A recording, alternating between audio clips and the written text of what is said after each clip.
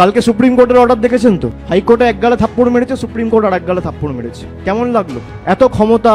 আমি যখন নবজোয়ারে বলতাম মানুষের ক্ষমতার আগে কারোর ক্ষমতা টেকে না। যত বড় নেতা ভাবুক নিজেকে, দেশের প্রধানমন্ত্রী হোক, রাষ্ট্রপতি হোক, কোনো প্রদেশের মুখ্যমন্ত্রী হোক, রাজ্যপাল হোক, কেন্দ্রীয় মন্ত্রী হোক, মানুষের ক্ষমতার আগে কারোর ক্ষমতা টেকে না। আমরা গেছিলাম দিল্লিতে বাংলার অধিকারের লড়াইয়ের স্বার্থে, বাংলার পাওনা চাইতে, বাংলার প্রকৃত প্রাপ্য চাইতে। টেনে হিঁচড়ে আমাদের বার করে দেওয়া হয়েছিল কৃষি ভবন থেকে। কে বার করেছিল? অমিত শাহর অধীনস্থ দিল্লি পুলিশ। এমনকি জনজাতি মূলবাসী তপশিলি যে প্রতিনিধিরা ছিল, মহিলাদেরও রেয়াত করেনি। চুলের মুঠি ধরে টানতে টানতে বীরবা হাঁসদাকে বার করেছে। আমার সাথে দোলা সেন ছিল, মহুয়া মৈত্র ছিল, মহিলাদের পর্যন্ত ছাড়েনি।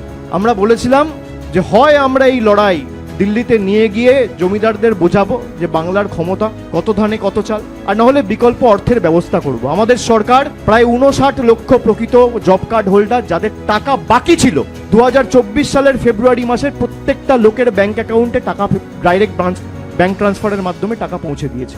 আজকে প্রায় 4 বছর 100 দিনের টাকা বন্ধ। নেই করে বাংলার প্রায় 50,000 কোটি টাকা খালি 100 দিনের কাজের নিরিখে কেন্দ্রের সরকার আটকে রেখেছে।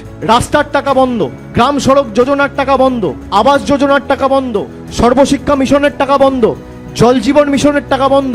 বাংলাকে ভাতে মারতে, বাংলা ও বাঙালিকে কিভাবে টর্চার করা যায়, এটা 2024-এ হেরে, 21-এ হেরে, তারপরও শিক্ষা নেই। 10 বছর আজকে মোদী সরকার ক্ষমতায়, 11 বছর। জিজ্ঞেস করুন তো বাংলা থেকে যারা প্রতিনিধি হয়েছে, 2019 থেকে তো 18 জন ছিল, 2024-এ 12 জন হয়েছে। একটা চিঠি লিখে কোনোদিন বলেছে যে গরিব মানুষের প্রায় 2 কোটি মানুষ, 2,58 লক্ষ মানুষের জীবন জীবিকাই 100 দিনের কাজের উপর নির্ভরশীল?